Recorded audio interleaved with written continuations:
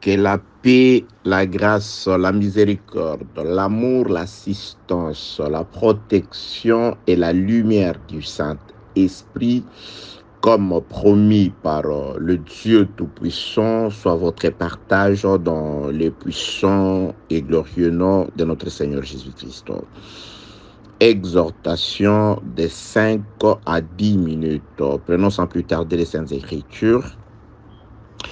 Sophonie, chapitre 1er, le 8e verset, il est écrit: au jour du sacrifice de l'Éternel, je châtierai le prince et le fils du roi, et tous ceux qui portent des vêtements étrangers.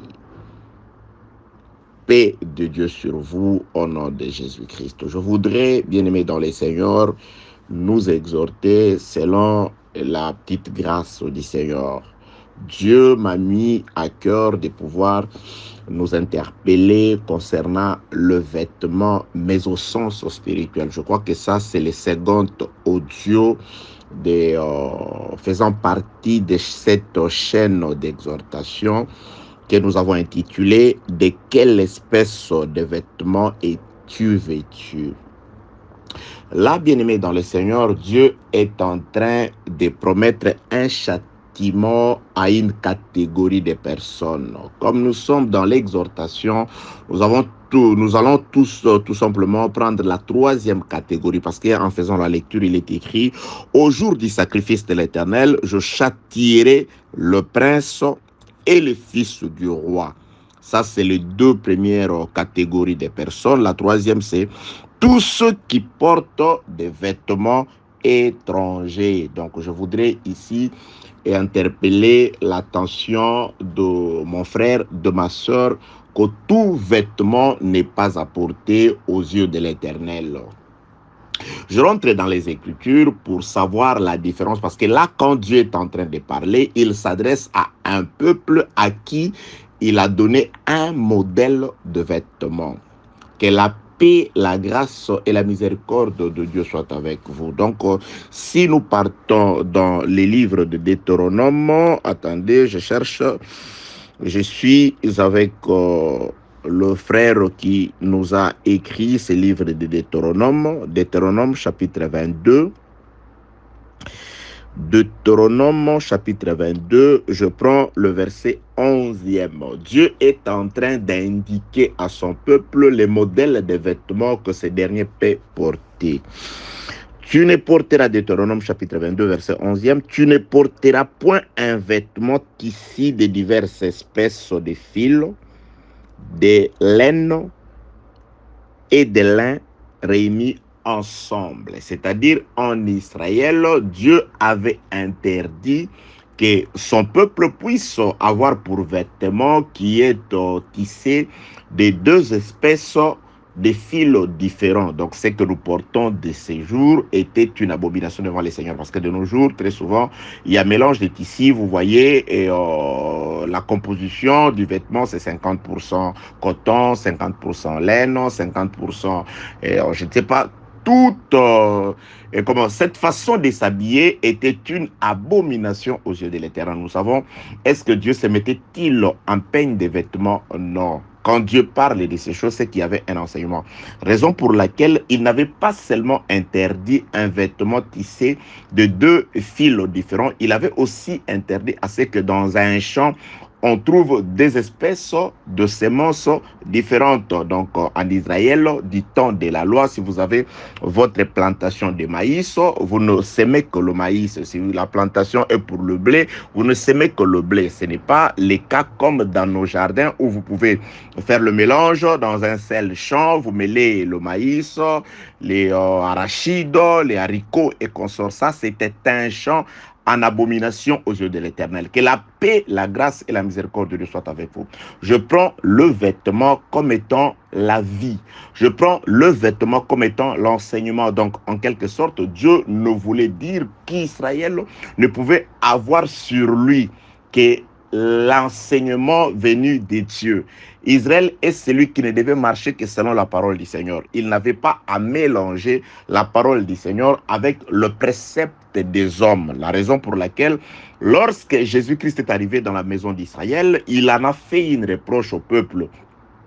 Lorsque le peuple juif faisait des reproches à Jésus-Christ parce que tout simplement ses disciples ne se lavaient pas les mains avant de manger, Jésus-Christ leur dit que c'était des préceptes d'hommes. Ils avaient ajouté à la loi des préceptes d'hommes. Donc la crainte qu'avait ce peuple-là, d'après ce qu'Ésaïe avait déjà prophétisé, c'était fait des préceptes d'hommes. C'est ce qui se passe aujourd'hui. Vous allez dans plusieurs endroits appelés entre guillemets églises, où vous trouvez des gens en train de prêcher des choses qui n'ont rien à voir avec la parole de Dieu.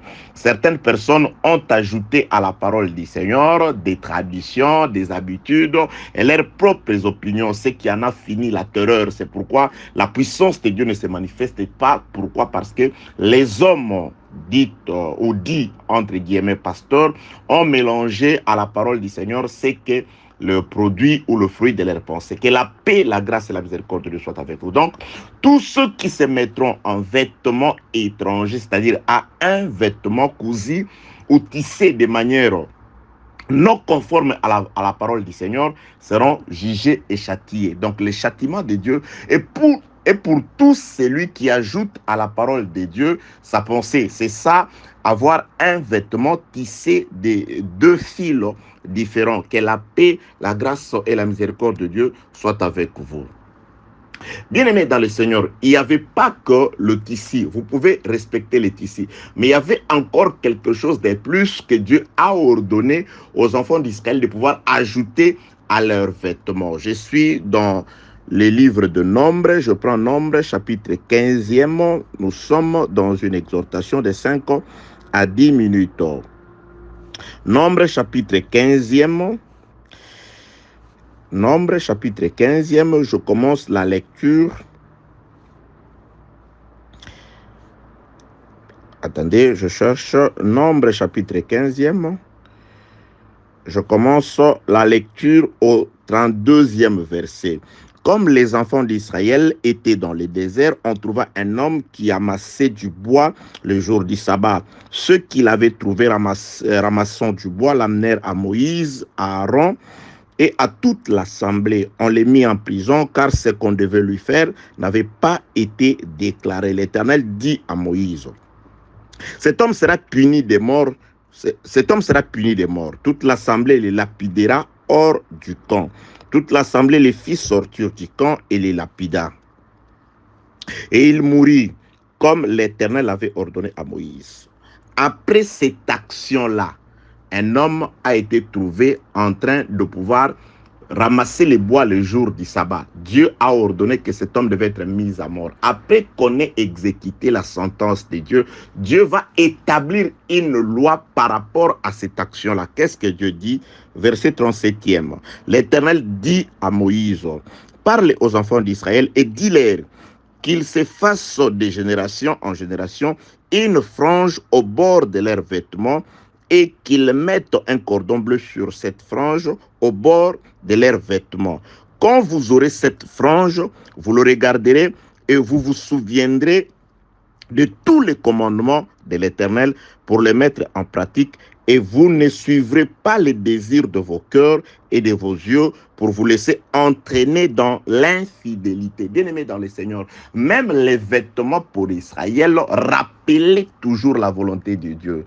Donc le peuple d'Israël, comme étant le modèle, l'échantillon de la volonté de Dieu dans l'ancienne alliance, pendant que Dieu marchait avec Israël, il ne leur a pas donné seulement l'interdiction ou la nourriture qu'ils devaient manger, qu'ils ne devaient manger. Même dans leur façon de s'habiller, les habits. Ici, nous avons compris qu'il y avait quelqu'un qui avait oublié la loi parce que Dieu avait ordonné que le jour du sabbat, personne ne pouvait travailler. Cet homme est allé travailler, donc il a enfreint la loi.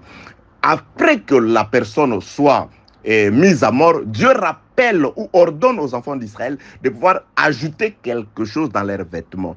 C'était une frange. Et cette frange avait pour objectif de pouvoir rappeler à tout enfant d'Israël l'observation de la loi. C'est-à-dire, lorsqu'on s'habillait, il y avait toujours quelque chose qui rappelait à Israël l'observation de la loi. C'est pourquoi Dieu dit que le châtiment est pour toute personne qui se mettra en vêtements étrangers.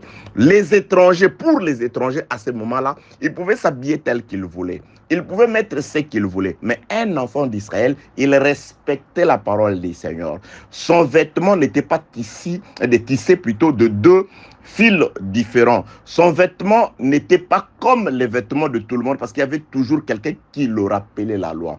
Dans notre manière de vivre aujourd'hui, les vêtements, c'est des habitudes. Les vêtements, aujourd'hui, c'est la parole. La parole de Dieu doit être partout. Dans notre manière de vivre, nous devons être différents. Avoir un vêtement étranger, c'est tout simplement marcher selon les habitudes de tout le monde. C'est tout simplement vivre comme tout le monde. Mais comme les enfants d'Israël, comme le peuple élu de Dieu, nous avons notre manière de vivre car Dieu nous a défini comment nous devons être. Le vêtement d'Israël rappelait au peuple la loi. Le vêtement d'Israël rappelait au peuple qui devait rester fidèle à Dieu. Que la paix, la grâce et la miséricorde soient sur vous au nom de Jésus-Christ.